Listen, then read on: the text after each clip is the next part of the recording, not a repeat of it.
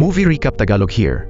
Isang bus na puno ng mga pasahero ang delikadong nakabitin sa gilid ng tulay. Ilang segundo na lang bago ito tuluyang mahulog sa ilog sa ibaba. Habang walang magawa at takot na takot ang mga nakasaksi sa nagbabadyang trahedya, isang ordinaryong empleyado ng opisina ang biglang sumugod at gamit ang kanyang mga kamay ay hinila pabalik ang bus. Pero ang nakapagtataka, pagkatapos niyang iligtas ang lahat, biglang naglaho ang lahat ng perang naipon niya para sana pambili ng bahay. Sino ba ang lalaking ito? At bakit nawawala ang pera niya tuwing tumutulong siya sa kapwa? Siya si Sang Yung, isang ordinaryong empleyado. Kasalukuyan silang naghahanap ng bagong apartment ng girlfriend niyang si Minsuk.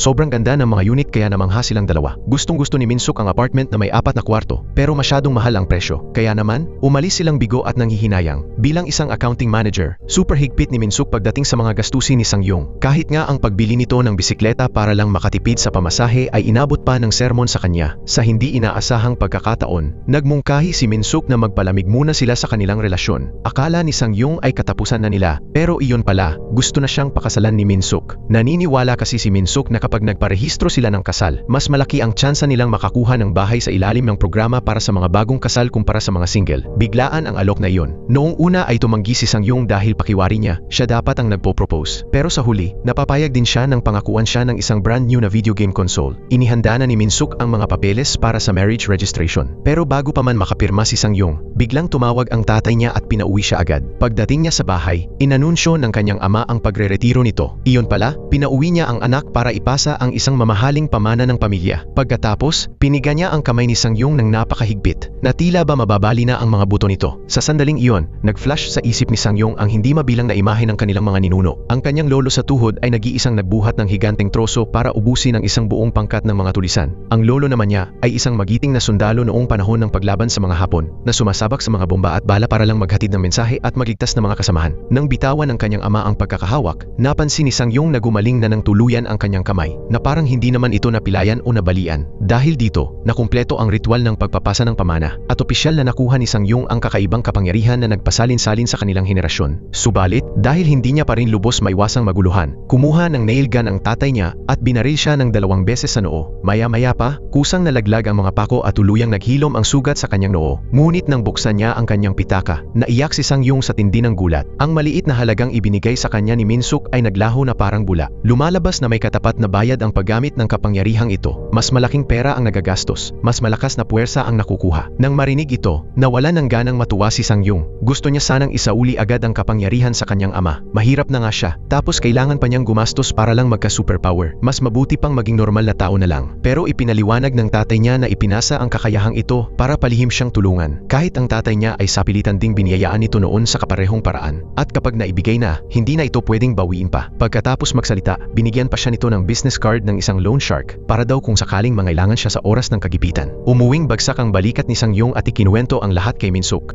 Siyempre, hindi ito naniwala sa kanya. Para mapatunayan ang kanyang sinasabi, nang hiram si Sang Yung ng kaunting cash kay Minsuk. Isinilid niya ang pera sa kanyang bulsa, saka marahang binaluktot ang isang bakal. At gaya ng inaasahan, nang ilabas niya ang pera sa bulsa, barya na lang ang natira. Agad siyang pinagawa ni Minsuk ng iba pang eksperimento, gamit ang iba't ibang bigat ng bagay. Matapos ang masusing pagsusuri, napagtanto ni Minsuk na mas matipid pa ang mag-arkila ng mga makinarya kaysa gamitin ang kapangyarihan ng kasintahan. Kaya naman, mahigpit niyang ipinagbawal kay Sang Yung ang paggamit ng superpower, lalo pat naghihigpit sila ng sinturon para makabili ng bahay. Kung ang iba ay matutuwa kapag nagka-superpower, kay Sang Yung, hindi kapangyarihan ang dala nito, kundi tindi ng kahirapan. Mula noon, nabuhay siya sa takot at pag-iingat, laging dahan-dahan sa bawat kilos dahil baka aksidente niyang magamit ang kanyang lakas. Kapag nalaman kasi ng girlfriend niya, tiyak na malalagot siya. Kahit nga nakakita siya ng matandang nahihirapan sa mabibigat na bitbitin, binaliwala niya ito. Kahit sa opisina, kapag may nangangailangan ng tulong, nagpapakasarili siya. Kaya naman, kinaasaran siya ng kanyang mga katrabaho at inirereklamo dahil sa kanyang kawalan ng pakialam. Isang araw, napansin ni Sang Yung ang kakaibang pulang pantal sa kanyang kamay, pero hindi niya ito binigyang pansin. Pag-uwi nila, biglang ibinenta ni Minsuk ang lahat ng kanyang gamit para makalikom ng perang pambili ng apartment. Dahil may hawak na kaunting pera, pumunta si Sang Yung sa isang kaibigan para bumili ng game console. Subalit sa kanyang pag-uwi, nasaksihan niya ang pang-hold up ng isang grupo ng mga siga sa kaibigan niya niya para kunin ang perang kababayad lang niya. Kitang-kita ni Sang-yung ang buong pangyayari. Bagamat inuusig ng budhi, pinili niyang magbulag-bulagan at nagtatakbo pa uwi. Samantala, lalong dumami ang pulang pantal sa mga kamay ni Sang-yung. May kulang pa na 30 milyong won si Sang-yung para sa paunang bayad sa bahay. Hindi niya alam kung saan kukuha ng pera nang biglang dumating ang kanyang ina at nag-abot ng bundle ng pera na nagkakahalaga ng eksaktong 30 milyong won. Ang buong naipon nito sa buhay. Sinabi rin nitong magbabakasyon silang mag-asawa sa Spain. Sa tindi ng tuwa, hindi mapigilan ni Sang-yung ang mapatawa ng malakas. Agad niyang tinawagan si Min-suk para ibalita ang magandang nangyari. Habang kausap ito, isang kakilakilabot na aksidente ang naganap sa mismong harapan niya. Isang bus na puno ng pasahero ang delikadong nakabitin sa gilid ng tulay at mabilis na mahuhulog sa ilog. Habang nakatayo sa tulay at hawak ang pera, dumanas ng matinding pagtatalo ang kanyang kalooban kung ililigtas ba niya ang mga ito o hindi. Ngunit ang maririnig na hiyaw at pagmamakaawa ng mga tao ang nagtulak sa kanya. Agad siyang sumugod sa likod ng bus at buong lakas na hinila ito pabalik, dahilan para maligtas ang lahat ng pasahero. Sa isang kurap lang, naglaho ang kanyang 30 milyong won. Ang pangarap nilang magkabahay ay naglaho na parang usok. Natulala siya sa gitna ng daan, hawak ang huling natitirang piraso ng papel na pera. Ngunit sa sandaling iyon, napansin niyang nawala na rin pala ang mga pulang marka sa kanyang kamay ng walang bakas. Sa ibang dako naman, may isang grupo ng mga lalaki ang naghahabol sa isang babae hanggang sa makorner nila ito. Sa halip na matakot, bigla itong tumawa at nag-angat ng manggas. Biglang nagapoy ang kanyang mga kamay, at ang apoy ay naging mga bakal na mabilis na nagpabagsak sa mga masasamang loob. Biglang sumulpot ang pinuno ng mga ito, si Ana, ang mortal na kaaway ng babae. Nagpakawala muli ng apoy sa kamay ang babae para atakihin si Ana, pero biglang may pumayong na payong para protektahan si Ana. Kasunod nito, may bumuhos na tubig mula sa itaas na siyang nagpatay sa apoy sa kanyang mga kamay. Pinalibutan pa siya ng mga tauhan ni Ana gamit ang fire extinguisher. Sa huli, selyado na ang kanyang kapangyarihan at tuluyan siyang dinukot. Ang babaeng may kakayahang magkontrol ng apoy na si Wajin ay isang linggo nang nawawala. Samantala, ang isang babaeng maikli ang buhok na si Yunmi at ang abogadong si Ho-in ay seryosong hinahanap ang kinaroroonan ni Wajin. Ipinakita ni Yunmi kay Ho-in ang nag-viral na video ni Sang-yung habang nag-iisa nitong hinahatak ang bus. Nang makita ang mga baryang nalalaglag mula kay Sang-yung, agad na nalaman ni Ho-in ang tunay nitong pagkakakilanlan. Sinabihan niya si Yunmi na sumama sa kanya para sunduin si Sang-yung. Sa mga oras na ito, dismayado si Sang-yung dahil sa kabila ng paggawa ng mabuti, dinala pa rin siya sa presinto. Bigla niyang naalala ang business card na ibinigay ng kanyang ama. Nang tawagan niya ang numero, ang sumagot ay si Mrs. Jong, isang loan shark. Nang malaman nitong anak siya ni Dongji, tila nakilala niya agad ito. Hindi nagtagal ay nakalaya rin si Sang-yung. Ngunit pinagkaguluhan naman ng mga reporter ang presinto para tugisin ang bayani ng bus. Paalis na sana si Sang-yung nang bigla siyang harangin ng isang grupo ng mga gangster. Imbes na saktan, yumuko ang mga ito ng buong paggalang sa kanya. Sila pala ang mga tauhan ni Mrs. Jong. Nahulaan ni Mrs. Jong na wala na itong pera, kaya nag-alok siyang ihatid ito sa kanila. Ngunit laking gulat ni Sang-yung nang sabihin nitong may utang pa ang tatay niya na nagkakahalaga ng 3 bilyong won, kasama na ang interes. Sa tindi ng takot, naisip agad ni Sang-yung na tumakas. Pero bago pa man siya makakilos, binaril siya ng isang tranquilizer dart dahilan para mawalan siya ng malay. Samantala, dumating si Ana sa isang kumpanya ng livestock, na sa katunayan ay isang lihim na base na nilagyan ng napakahusay at makabagong teknolohiya. Naglalaman ang lugar na ito ng isang laboratorio na nakalaan sa pagsasaliksik at pagkuha ng superpower serum mula sa mga mutant. Nakuha na kay Wajin ang kanyang kapangyarihan at isa na lamang siyang normal na tao. Gayunpaman, sinabi ni Dr. Lee na hindi pa handang gamitin ang serum dahil hindi pa tapos ang mga clinical trial. Sa galit ni Ana, paulit-ulit niyang sinampal ang doktor. Nalaman din ni Ana ang tungkol sa pag-iral ni Sang-yung. Naniniwala siyang ang isang taong kailangan pa ng pera para gumana ang kapangyarihan ay hindi dapat ikabahala. Kaya naman, iniutos niya sa kanyang mga tauhan na subukan ang serum para ubusin ang lahat ng pera ni Sang-yung at gawin itong lalong mahirap. Nang magising si Sang-yung, pinaliligiran na siya ng mga maton. Binato siya ni Mrs. Jong ng isang bundle ng pera para personal na makita kung may kapangyarihan nga ba talaga ito. Mabilis na binugbog ng grupo si Sang-yung, nabali ang kanyang mga kamay at paa, tadtad ng pasa ang buong katawan, at nakahandusay na walang kagalaw-galaw. Akala nila ay talo na ito, ngunit hindi inaasahang nahawakan ni Sang-yung ang bundle ng pera at agad na naghilom ang kanyang mga bali. Nang mapagtanto na pera ang nagligtas sa kanyang buhay, maingat niyang itinago ang natitirang pera sa bulsa at ginamit lamang ang sariling lakas para lumaban. Dahil dito, mas lalo pa siyang nabugbog ng mga maton. Sa hindi na matatagilang sakit, nagwala siya at nagpakawala ng isang suntok na nagpatalsik sa isa sa kanila sa pader. Gayunpaman, naubos din ng suntok na iyon ang lahat ng natitira niyang pera, kaya nanghina siya at bumagsak. Tinanong siya ni Mrs. Jong kung nasaan ang kanyang ama at sumagot si Sang-yung na nagbakasyon ito sa Spain. Nang marinig ito, nagngit-ngit sa galit ang babae at nagmaktol na nangako raw ang ama nito na papakasalan siya. Ngunit hindi naman tinupad. Dahil dito, pinagbabayad niya si Sang-yung sa utang ng ama. Ngunit dahil wala talagang pera ang binata, binigyan niya ito ng isang pagkakataon para mabura ang lahat ng utang, ang pakasalan ang kanyang anak na babae. Nang iulat ng kanyang tauhan na may girlfriend na si Sang-yung, mas lalo pa siyang natuwa at nagbanta na kapag hindi ito pumayag, hinding-hindi na magiging tahimik ang buhay nito. Biglang may napansin si Sang-yung na natitirang perang papel sa sahig. Sa isang iglap, tumalon siya sa bintana, lumapag sa bubong ng kotse sa ibaba, at mabilis na tumakas. Hinayaan Hinayaan lang siya ni Mrs. Jong. Alam niyang kapag naubusan ito ng pera, babalik at babalik din ito sa kanya. Pagdating sa bahay, kinumpronta si Sang-yung ni Min-suk tungkol sa paggamit ng kapangyarihan dahil kumalat na ang video sa social media at napanood niya ito. Dahil hindi na niya ito maitatago, inamin niyang ginamit niya ang 30 milyong won ng kanyang ina para magligtas ng tao. Dahil dito, nagngit-ngit sa galit si Min-suk, nag-alsa balutan at sumakay ng taxi pauwi. Hinabol siya ni Sang-yung para magpaliwanag, ngunit sa sandaling iyon, biglang sumabog ang kanyang bahay. Habang gulat na gulat pa, may lumabas na grupo ng mga lalaking nakaitim at inakala niyang mga tauhan ito ni Mrs. Jong na naroon para arestuhin siya. Sa tindi ng taranta, tumakas si Sang-yung patungo sa lumang bahay ng kanyang ama sa probinsya. Samantala, kinabukasan, dumalo si Min-suk sa kasal ng kanyang matalik na kaibigan nang hindi nalalamang lihim siyang binabantayan ni Ana mula sa malayo para gawing paing kay Sang-yung. Maya-maya pa, sunod-sunod na malalakas na pagsabog ang yumanig sa hotel. Nataranta si Min-suk at nagtangkang tumakas, ngunit napapaligiran na ng naglalagablab na apoy ang buong paligid. Samantala, nagising si Sang-yung na nagugulat sa balita tungkol sa sunog sa telebisyon at biglang naalala na naroon din si Min-suk. Nang hindi niya ito matawagan sa telepono, nakatunog siyang may hindi magandang nangyari kaya nagmamadali siyang lumabas. Dahil nasa probinsya siya, matatagalan bago siya makabalik sa lungsod. Kaya naman, tumakbo agad si Sang-yung sa pinakamalapit na bangko at winidraw ang natitira nilang naipon para sa bahay. Matapos makuha ang malaking halaga, agad niyang ginamit ang kanyang kapangyarihan at lumipad diretso sa hotel. Sa mga sandaling iyon, nagkakalamat na ang isang bahagi ng kisame at babagsak na sa mismong kinaroroonan ni Min-suk. Akala niya ay katapusan na niya. Ngunit sa pinakakritikal na sandali, biglang sumulpot si Sang-yung. Binuhat ang buong kisame gamit ang kanyang lakas at ihinagis ito sa gilid. Sa sobrang emosyon, niyakap ni Min-suk si Sang-yung at naiyak. Subalit, may bigla siyang naalalang mahalagang bagay at tinanong kung saan ito kumuha ng perang ginamit sa kapangyarihan. Nang malaman nitong kinuha ng boyfriend ang lahat ng perang naipon nila para sa bahay, literal na nawalan ng sapat na salita si Min-suk sa tindi ng galit. Matapos suntukin ang pader para makalabas ang lahat, nakita ni Sang-yung na galit pa rin sa kanya ang girlfriend.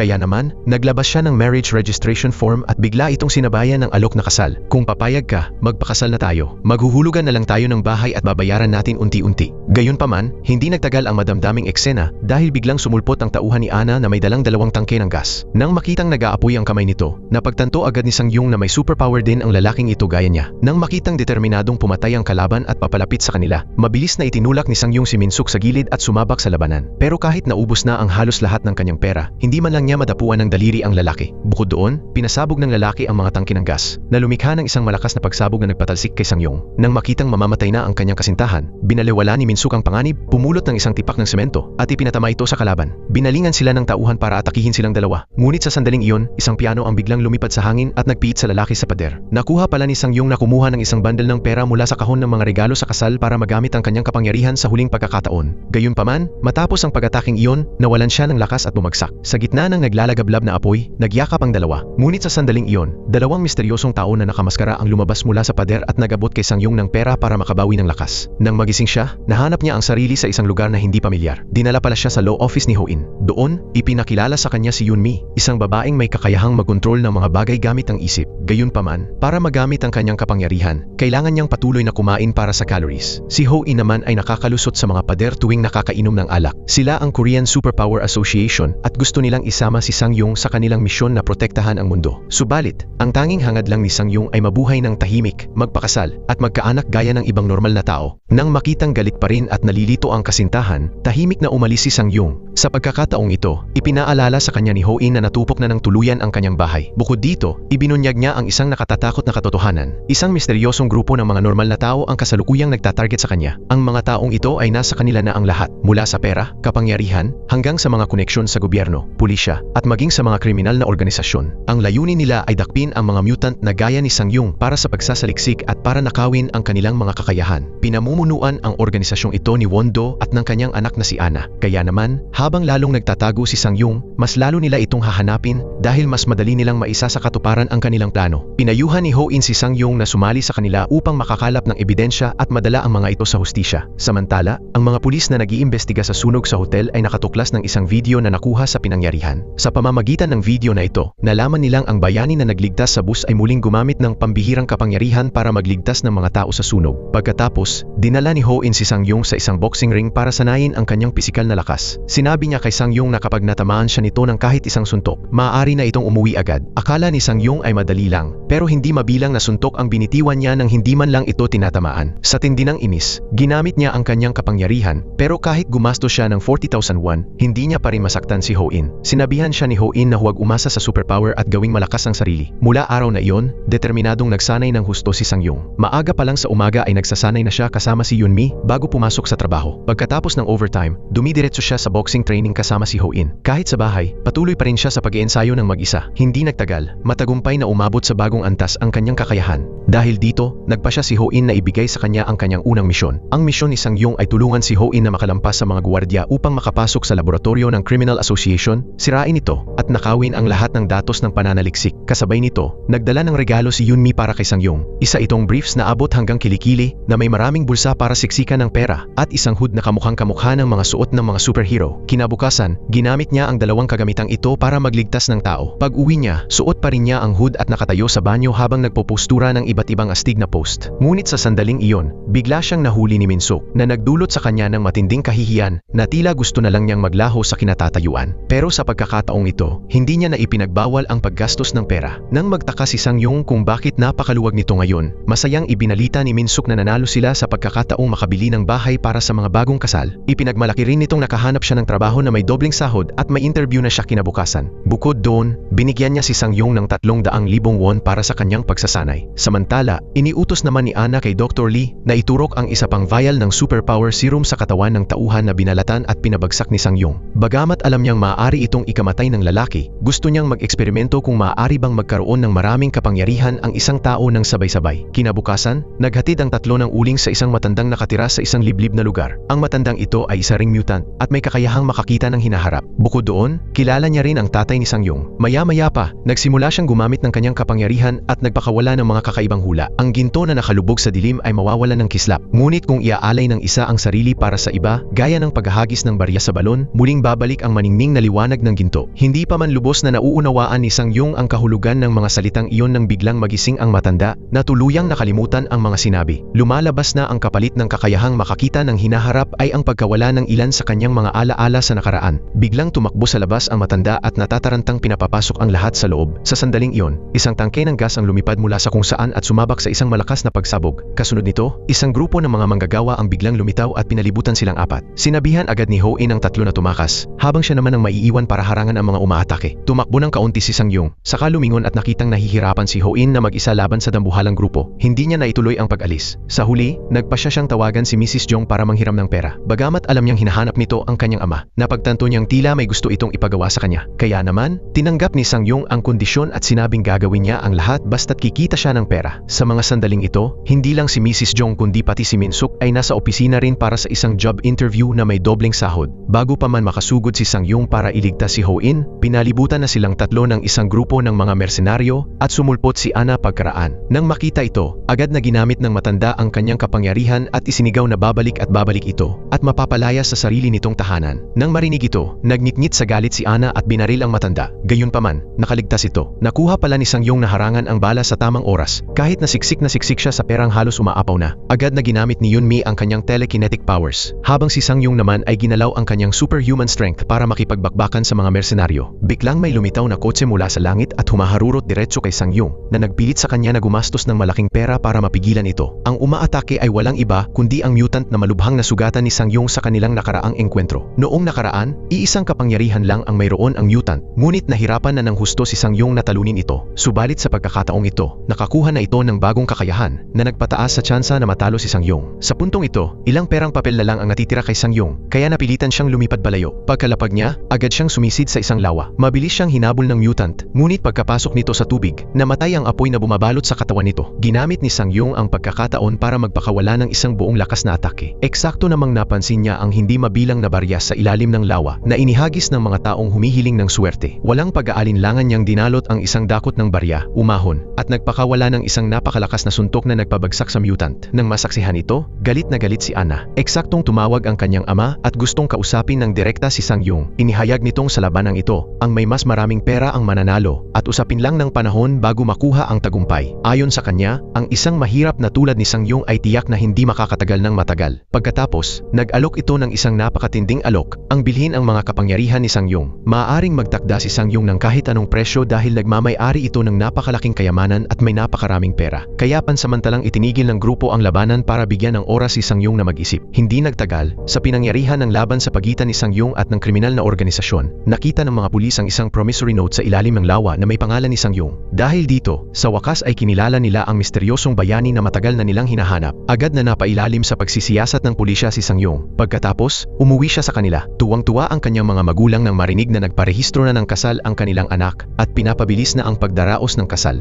Gayunpaman, walang gana si Sang-yung na pag-usapan ang kasal sa mga oras na ito. Binanggit niya sa kanyang ama ang ideya ng pagbebenta ng kanyang mga kapangyarihan. Nang marinig ito, binigyan siya agad ng babala ng kanyang ama na ang mga taong iyon ay lubhang mapanganib at maaari siyang saktan anumang oras. Dahil hindi alam ang gagawin, nagpa siya si Sang-yung na humingi ng payo kay Yunmi. Sinasadya pa niyang pumila ng matagal para bumili ng masasarap na pastry bilang suhol sa bata. Dahil sa usapang iyon, nalaman ni Sang-yung na ang isang nagngangalang Wajin ay ninakawan din ng kapangyarihan ng mga ito. Pagkatapos, palihim na binuksan ng dalawa ang safe ni Ho-in at natuklasan ang isang nakagugulat na katotohanan. Lumalabas na kahit mawala ang kapangyarihan, maaari pa rin itong makuha o mamanahin ng kanilang mga anak. Ayaw ni Sang-yung na maranasan din ng kanyang mga susunod na henerasyon ang tindi ng kahirapang ito. Sa loob ng safe ay may isang listahan na nagdedetalye ng mga presyo ng pagbebenta ng kapangyarihan ng mga mutant. Ang sarili niyang file ay nakatalang may super strength at self-healing abilities na may halagang 1.3 bilyong won. Kasabay nito ang isang komento na nabubuhay siya sa kahirapan, sakim sa pera, at madaling magtaksil. Nagnitngit sa galit si Sang-yung sa paniniwalang nagawa siyang siraan ni Ho-in habang hindi niya alam na si Ho-in ay na-diagnose na may malalang cancer sa atay. Matapos mag-isip, nagpa siya si Sang-yung na tawagan ang matandang si Won-do para i-finalize ang presyo ng pagbebenta ng kanyang kapangyarihan sa halagang higit sa 4 na bilyong won. Walang alinlangan na pumayag agad ang matanda. Pagkatapos, nakipag-date si Sang-yung kay Min-suk. Ginamit niya ang kanyang kapangyarihan para buhatin ito at lumipad sa pinakamataas na gusali para pareho nilang matanaw ang ganda ng lungsod. Sa gitna ng romantikong eksena, ibinigay niya rito ang singsing na nakalimutan niyang ibigay noong una siyang mag-propose at sinabing magiging maayos din ang lahat. Nang marinig ito, naramdaman ng babae ang saya at kaba ng sabay. Kinaumagahan, pumasok sa trabaho si Sang-yung na may pananaw ng isang taong magbabago na ang buhay. Kaya naman naging masayahin siya at magiliw sa lahat ng nakakasalamuha at sa bawat ginagawa. Ngayong araw, isang napakagwapong customer na kagagaling lang sa Amerika ang dumating para magparehistro ng tirahan.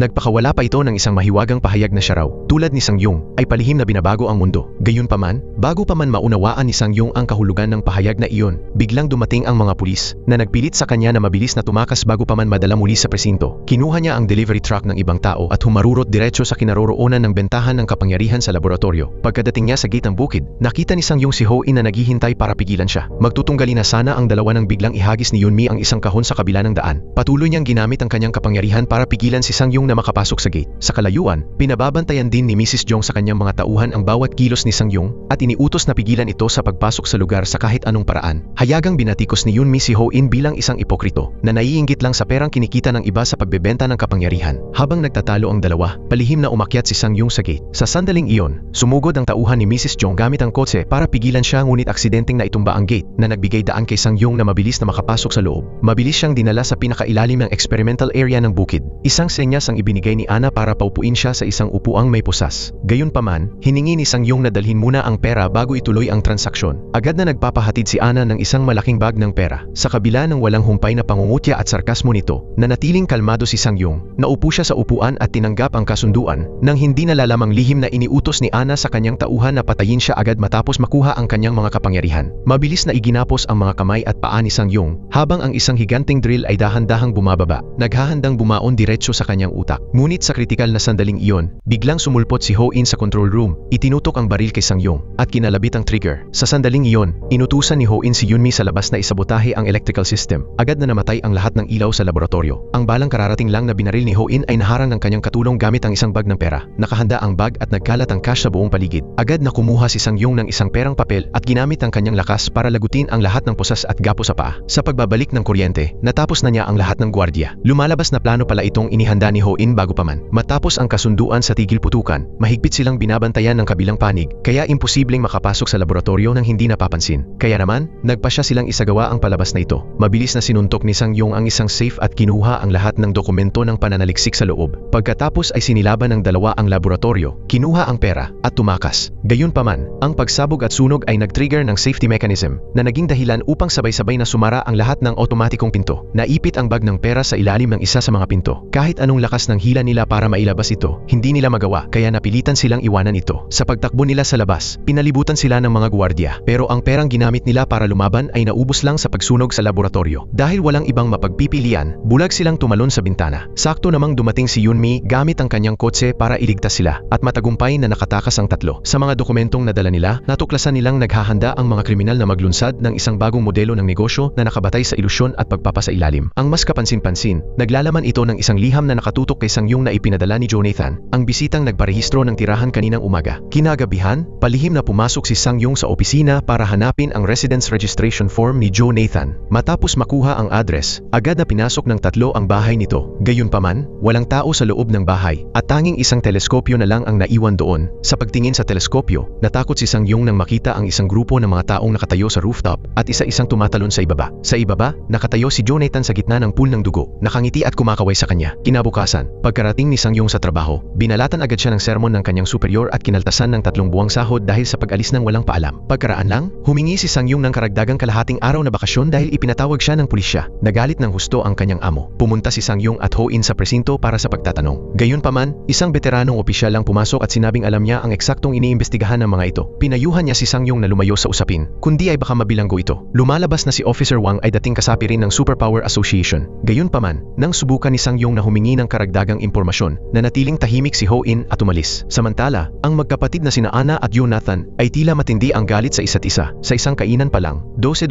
ng beses na silang nagpalitan ng panglalait. Sa puntong ito, sumulpot ang kanilang ama at tinanong ang anak kung ano ang pinagkakaabalahan nito. Sumagot itong sinasadya niyang galitin si Sang Yung dahil sa tindi ng pagiging makabayan at kabaitan nito. Tiyak na hindi nito babaliwalain ang kawalan ng katarungan at maaga o huli ay maghihiganti. Kaya naman, naghanda siya ng isang bitag para kusa itong mahulog. Nang marinig ito, natuwa ng husto ang matanda at pinuri ito bilang tunay niyang anak. Agad-agad pagkatapos, ibinigay niya ang laboratoryong pinamamahalaan ni Anna kay Jonathan. Samantala, natuklasan ni Ho-in na ang grupo ng mga taong tumalon mula sa gusali kanina ay mga biktima ng eksperimento ng gamot sa mga normal na tao na may kinalaman sa kapangyarihan na isinasagawa ng kriminal na organisasyon. Ang pangunahing epekto ng gamot na ito ay ang magdulot ng napakatinding guni-guni at kasalukuyan itong ipinapasok ng iligal sa mga nightclub sa lugar ng Gangnam. Bago pa man nila matapos ang kanilang pananaliksik at magaya ang superpower drug para ilabas ito sa merkado, kailangan nilang mapigilan ang planong iyon sa kahit anong paraan. Gabi nang bumalik si Sang Yung sa bahay at nakita niyang nagkakalat ng maraming bagay si Min-suk sa buong paligid. Nagpipili pala ito ng mga damit at gamit para sa kasal kinabukasan, ngunit tuluyang nakalimutan ni Sang Yung ang mahalagang bagay na ito. Kinaumagahan, bago pumasok sa trabaho, ipinaalala sa kanya ni Min-suk na magkita sila sa tagpuan bago mag-alas 7. Matapos kalkulahin ang oras, napagtanto ni Sang Yung na kailangan niyang mabilis na mahuli ang babaeng nagpupuslit ng gamot sa bar bago mag-alas 6 para makarating sa tamang oras. Nang gabing iyon, pumunta sina Sang Yung at Yunmi sa isang nightclub sa Gangnam. Nakatanggap sila ng tip na may magdadala ng pulang bag ngayong gabi, kaya agad silang naghiwalay para maghanap. Pagkaraan lang, napansin ni Sang Yung ang isang babaeng may dalang bag na kamukhang-kamukha ng nasa larawan, kaya agad niya itong hinabol. Nang hindi niya alam, lihim na binabantayan ni Jonathan ang bawat kilos niya. Ang babaeng may dalang pulang bag ay si Dr. Lee mula sa lab. Pagkakita sa kanya, sumugod ito na parang kidlat, hinablot ang kanyang pitaka at kinutya siya dahil sa pagiging mahirap. Matapos ang ilang palitan, nagkapira-piraso ang suit ni Sang Yung. Ang tindi ng bilis nito ay naging dahilan para hindi niya makita ng malinaw, kaya ipinikit niya ang kanyang mga mata para pakiramdaman ang hangin. Sa hindi inaasahan, sa isang suntok lang, naitama niya ang isang patama rito. Bago pa man ito makatayo, hinablot niya ang pulang bag at tumakas. Gayunpaman, pagkarating niya sa dance floor, nakatanggap ng kaparehong mensahe ang lahat ng nasa nightclub. Ang pulang bag ay naglalaman ng isang pambihirang bagay, at kung sino man ang makakuha nito ay magiging pagmamay-ari niya ito. Sa isang iglap, sumugod ang buong karamihan kay Sang Yung para hablutin ang bag.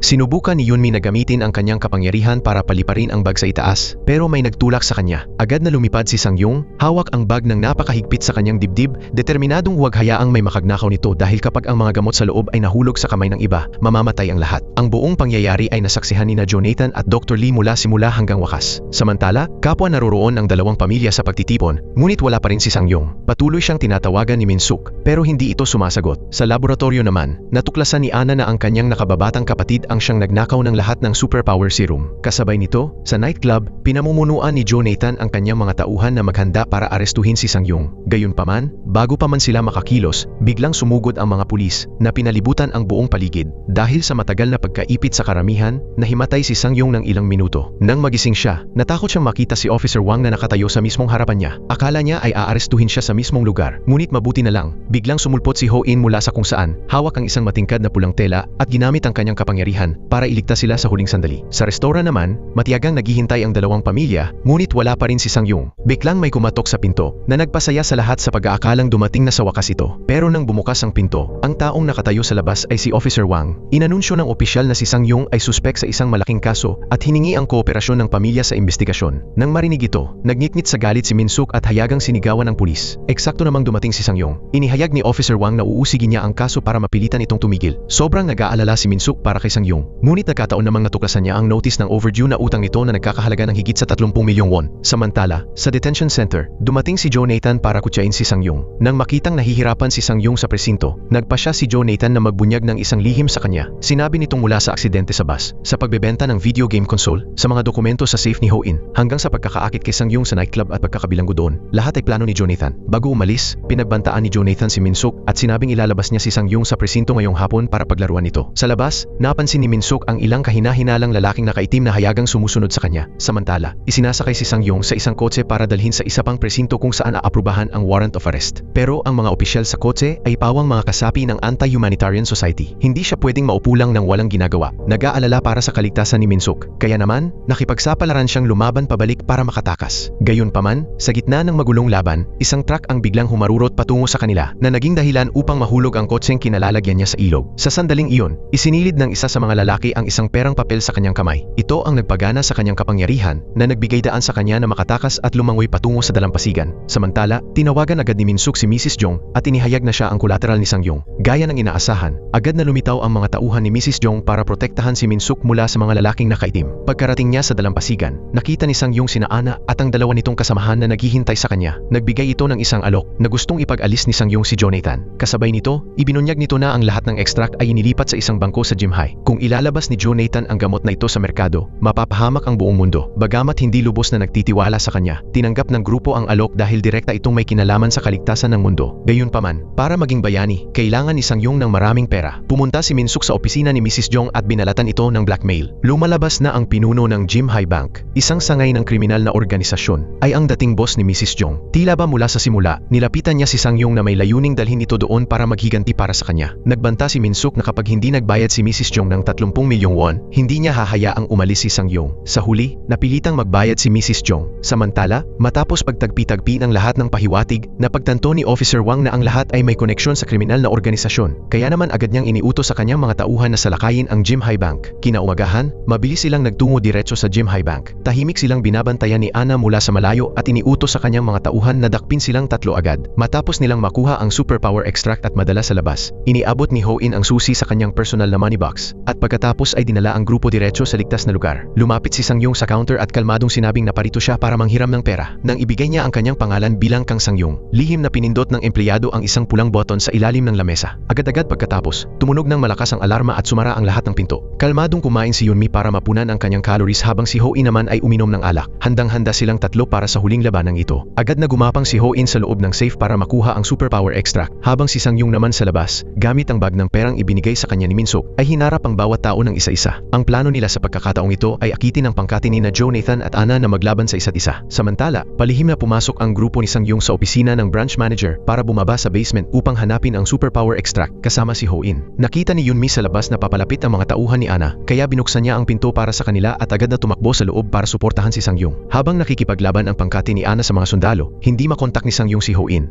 Agad niyang ginamit ang kanyang kapangyarihan para lumikha ng isang butas sa sahig, na lumikha ng isang daanan patungo sa isang lihim na bodega, kung saan natagpuan niya si Ho-in na nakahandusay at walang malay. Eksakto namang sumulpot si Jonathan at pinuri ang mga kakayahan ni Sang-yung bilang VIP. Ngunit sinabing napakahirap nito para magamit ang mga ito. Sa pangungutya nito, hindi alam ni Sang-yung kung paano sasagot dahil ilang barya na lang ang natitira sa kanya. Palihim niyang binigyan ng candy si Yunmi para magamit nito ang kanyang kapangyarihan upang nakawin ang mga sandata at bala ng mga sundalo. Susugod na sana si Sang-yung nang biglang sumulpot si Ho-in at itinulak siya sa pader. Lumingon si Sang-yung at natuklasan ang isang bundok ng pera sa loob. Napansin ni Ho-in ang isang kakaibang bagay sa mga blueprint at nahanap ang nakatagong taguan ng perang ito. Sinuntok ni Sang-yung ang pader at sumugod sa labas para makipaglaban sa mga tauhan ni Jonathan. Sumugod si Dr. Lee ngunit napatalsik niya ito pabalik. Atakihin na sana niya si Jonathan nang biglang makaramdam siya ng hilo at pagkalito. Nang mabalik ang kanyang malay, nakapusas na siya sa kotse ni Officer Wang at kahit may pera pa siya sa kamay, hindi niya magamit ang kanyang kapangyarihan. Nang makitang madali itong makontrol, tinanggal ni Officer Wang ang pusas at pinakawalan siya dahil nagbalik na siya sa pagiging normal na tao. Samantala, nakuha ni Ana ang superpower extract mula sa bangko. Sa hindi inaasahan, sumugod ang loan shark kasama ang isang grupo ng mga tao. Ipinasira ang pader at inilabas ang isang nakakulong na kahon na siya lang ang makakabukas. Sa loob ay may isang ledger na nagtatala ng dambuhalang utang na hiniram ng chairman ng kriminal na asosasyon mula sa kanyang ama. Tinawagan niya ito. Hinihingi na bayaran ang bawat sentimo kundi ay hindi niya ito iwanang mag-isa. Matapos mawala ang kanyang kapangyarihan, bumalik si Sang Yung sa kanyang bayan para humingi ng tulong sa kanyang ama. Sinabi ng kanyang ama na nawala ang kakayahan dahil masyado niya itong ginamit. Nawalan ng pag-asa si Sang Yung dahil mahirap siya, habang ang kanyang mga kaaway ay mayayaman. Ang tanging bentahe niya ay ang kanyang mga kapangyarihan. Pero ngayong nawala na ang mga ito, ano pa ang magagawa niya? Sinabi sa kanya ng kanyang ama na ang tunay na lakas ay hindi nagmumula sa pera, kundi sa pagprotekta sa kung ano ang mahalaga. Kapag napagtanto niya iyon, babalik ang kanyang mga kapangyarihan. Kinaladkad ni Sang Yung ang sarili pauwi, ngunit natuklasang wala roon si Minsuk. Pagkatapos, tumawag si Jonathan, nangungutya at humihingi ng buhay para sa buhay. Samantala sa presinto, patuloy ang pagtingin ni Officer Wang sa kanyang orasan, na bakas ang pag-aalala sa mukha. Lumalabas na noong araw na iyon, bago pa man patayin si Sang Yung ni Jonathan, pinamunuan niya ang kanyang mga tauhan para iligtas ito. Tinanong ng kanyang mga tauhan kung bakit niya pinakawalan si Sang Yung, ngunit sumagot lang siyang walang kasalanan si Sang Yung. Sa mga sandaling ito, habang nag-aalala si Sang Yung para kay Minsuk, biglang sumulpot si Dr. Lee. Matapos surin si Sang Yung at matuklasang nawala ang kanyang mga kapangyarihan, binalak niya itong patayin. Eksakto namang sumulpot si Yunmi gamit ang isang piraso ng basag na salamin para ipit ito sa pader. Agad-agad pagkatapos, biglang sumulpot si Ho In mula sa likod at mabilis na hinarap ito. Matapos malaman ni Sang Yung ang kinaroroonan ni Minsuk, binalak niyang pumunta doon agad, ngunit pinigilan siya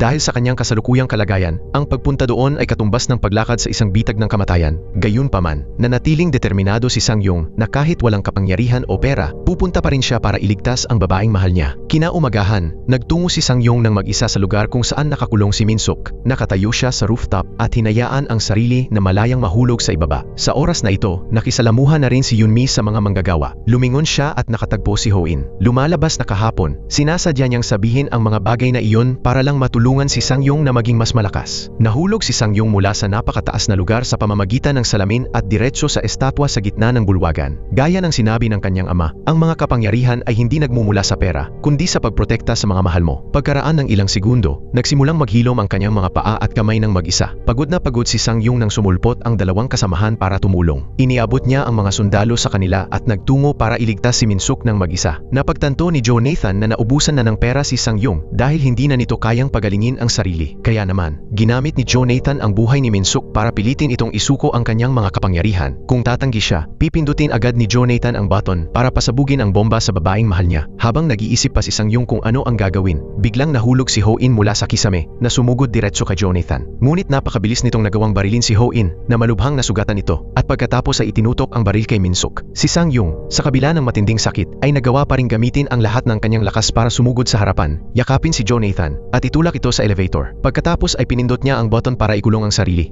at ang bomba sa loob na nag-iwan kay Minsuk sa labas na umiiyak sa tindi ng pag-asa. Sa huli, nang marating ng elevator ang sapat na taas, pinindot ni Sang Yung ang detonator button at sumabog ang bomba sa isang malakas na putok. Sa mga sumunod na araw, ang buong katotohanan tungkol sa gamot ng kriminal na organisasyon, kasama ang mga epekto nito ay naibunyag sa publiko. Ang sakripisyo ni Sang Yung ay nagligtas sa buhay ni Jonathan, ngunit umiiral pa rin ang kriminal na organisasyon. Nakatanggap si Ho In ng napapanahong medikal na atensyon at nakaligtas. Labis ang tindi ng dalamhati ni Minsuk matapos ang pagkamatay ni Sang Yung. Isang araw, nagpasya si Ho In na magbunyag ng isang lihim. Si Officer Wang ay isang mutant na may kakayahang magbalik ng oras. Nagmakaawa si Minsuk sa kanya na tulungang iligtas si Sang Yung, ngunit tumanggi ito na binabanggit ang kapalit ng kakayahang magbalik ng oras bilang sakripisyo sa haba ng buhay ng gumagamit. Gayunpaman, walang pakialam si Minsuk. Ang tanging hangad niya ay iligtas ang kanyang kasintahan. Sa huli, pumayag si Officer Wang. Ibinalik niya ang oras sa eksaktong 1 minuto bago paganahin ni Sang Yung ang detonator. Sumugod si Minsuk sa harapan, ginamit ang lahat ng kanyang lakas para buksan ng kaunti ang pinto ng elevator, saka isinilid ang pera sa kamay ni Sang Yung. Dahil sa perang ito, nakaligtas si Sang Yung sa pagsabog. Pero hindi lang nito iniligtas ang buhay ni Sang Yung, kundi pati na rin kay Jonathan. Nahirapan itong makabalik sa bahay, ngunit walang pakialam ang kanyang ama sa buhay o kamatayan ng anak. Sa katunayan, kinuha at binatikos niya ito bilang walang silbi. Pagkatapos ay malamig niyang iniabot ang kapalaran ni Jonathan kay Anna. Nang magpaputok ito ng bala, si Dr. Lee, gamit ang isang espada, ay pinalis ito pabalik sa kanya. Nang makitang mamamatay na si Anna, malamig na nagpaputok pa ng isang baril si Jonathan Jonathan. Pagkatapos, pumunta siya para hanapin ang kanyang ama para magiganti, ngunit natuklasang dinala na ito palayo ni Mrs. Jong. Sinabi nito, hindi ka mamamatay hanggat hindi mo nababayaran ang pera. Sa puntong ito, narating na ni Jonathan ang kanyang limitasyon. Bagamat nakaligtas siya, ang pagsabog ay malubhang nakasugat sa kanya. Tila ba lahat ay nawawala sa kontrol ngayong araw. Walang pakundangan niyang iniutos kay Dr. Lee na iturok sa kanya ang lahat ng kanyang superpower serum. Gayunpaman, pagkatapos ng proseso, malupit niyang pinatay ang kanyang pinakatapat na nakababatang kapatid sa pamamagitan ng isang 180-degree na pagpihit ng leeg para subukan ang kanyang mga kapangyarihan. Nang sumugod ang grupo ni Sang Yung sa laboratorio para hanapin ito, natagpuan nilang patay na ang lahat ng guwardiya at nagkalat ang mga bangkay sa buong paligid. Nagtataglay na ngayon si Jonathan ng iba't ibang kapangyarihan, mula sa pagsunog at telekinesis hanggang sa higit na pisikal na lakas. Nagwala siya, sumugod sa mga lansangan, sinisira ang lahat ng nadaraanan, kahit na kinakaladkad ang mga walang kasalanang tao sa kaguluhan. Sa sandaling iyon, sumugod si Sang Yung sa harapan, pinrotektahan at iniligtas ang mga walang kasalanang sibilyan. Agad na nagtunggali ang dalawa. Sumabak sa isang nakamamatay na labanan na nagdulot ng kadiliman sa buong kapitbahayan. Mabilis ding sumugod sina Ho-in at Yunmi para tumulong. Nabagsak ni Jonathan ang isang poste ng kuryente na naging dahilan upang mahulog ito sa residential area. Ngunit mabilis na ginamit ni Sang Yung ang kanyang katawan para protektahan ang mga walang kasalanang tao. Samantala, patuloy na tinalo ni Jonathan kapwa sina Ho-in at Yunmi. Si Sang Yung, na naubusan ng pera, ay nadagana ng isang poste ng ilaw. Sa kabila nito, sinubukan pa rin niyang galitin si Jonathan. Nang tila ba matatalo na siya, ang babaeng hiningan niya ng tulong kanina ay naghagis sa kanya ng isang alkansya. Agad-agad pagkatapos, ang buong kapitbahayan ay naghagis ng pera sa ibaba at sumigaw ng malakas para kay Sang Yung, na nagpaiyak sa kanya sa tindi ng emosyon. Nakatanggap din ng suporta mula sa iba sina Yunmi at Ho-in. Mabilis na napunuan ni Yunmi ang kanyang calories at uminom ng soju para mabawi ang kanyang lakas. Nang makitang umuulan ng pera, agad na dinaluhan ng atake ni Jonathan. Pero bago pa man siya makatama, naghagis si Yunmi ng isang tali at mahigpit na iginapos ang kanyang mga kamay. Lumabas din si Ho-in mula sa lupa para pigilan ito. Ginamit ni Sang Yung ang pagkakataon para magpakawala ng isang tiyak na patama na nagpabagsak sa kanyang kaaway. Hindi nagtagal, ang chairman ng Byomha Corporation ay naibunyag ang lahat ng krimen nito, mula sa paglikha ng isang slush fund hanggang sa paggawa ng mga ilegal na kemikal, at naitampok sa hustisya. Kaya naman, maayos na hinarap ang kriminal na organisasyon. Nagbalik ang lahat sa kanilang normal na buhay. Sa wakas ay nabili na nina Sang Yung at Minsuk ang kanilang pinapangarap na bahay. Bukod doon, binigyan niya rin ito ng isang sorpresang regalo, isang ultrasound report. Labis siyang naantig sa tindi ng tuwa.